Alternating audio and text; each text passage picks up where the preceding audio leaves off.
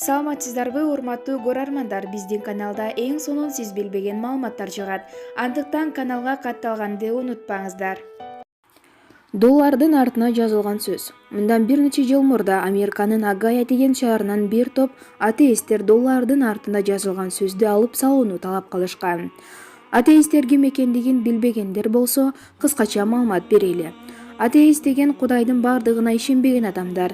Эми болсо доллардын аркасында кайсыл сөз аларга жакпаганын билесизби?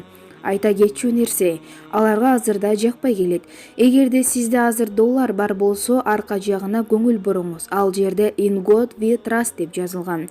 Ал сөздүн мааниси "Биз Кудайга ишенебиз" деген сөз. Мына ошол үчүн аларга жаккан эмес.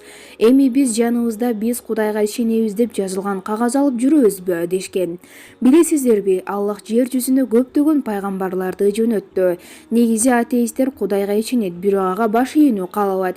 Эгер мен Кудайдын бар экендигине ишенсем, анда рахат алуучу көп нерселерден калып калам. Жакшысы жок деп кутулганым оң дешет. Буга бир мисал, Советтер Союзунда бир окутуучу аял кичинекей окуучуларга карап, "Бүгүнкү сабагыбыз Кудай жөнүндө болот" деп доскага "Кудай жок" деп жазат. Окуучулар буга нааразы болушат. Ошол мезгилде бул окутуучу аял мындай деди: "Кудайды эч ким көргөн эмес, демек ал жок".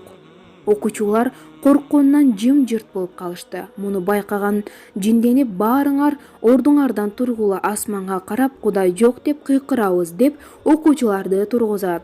Анан окуучулар менен асманга карап "Кудай жок" деп кыйкырышат.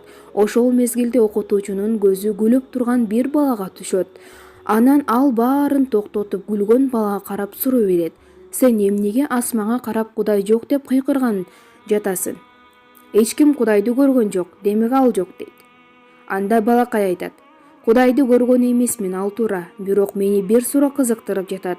Эгерде мен сиздин үйүңүзгө барсам, үйүңүздө эч ким жок болсо, мен аны билип туруп сиздерди чакыра берсем, мен ким болуп калам" деди.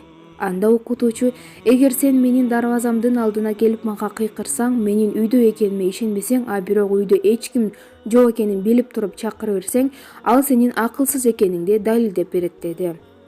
Ошондо окуучу: "Мен дагы ушул үчүн күлүп жатам. Эгерде Кудай жок болсо, анын жоктугун билип туруп, эмне үчүн асманга карап ал жок деп кыйкырып жатасыз? Жогоруга карап кыйкырып жатасызбы? Демек анын бардыгына ишенесиз. Бир четинен бул сөзүңүз акылсыздыктын белгиси" деди.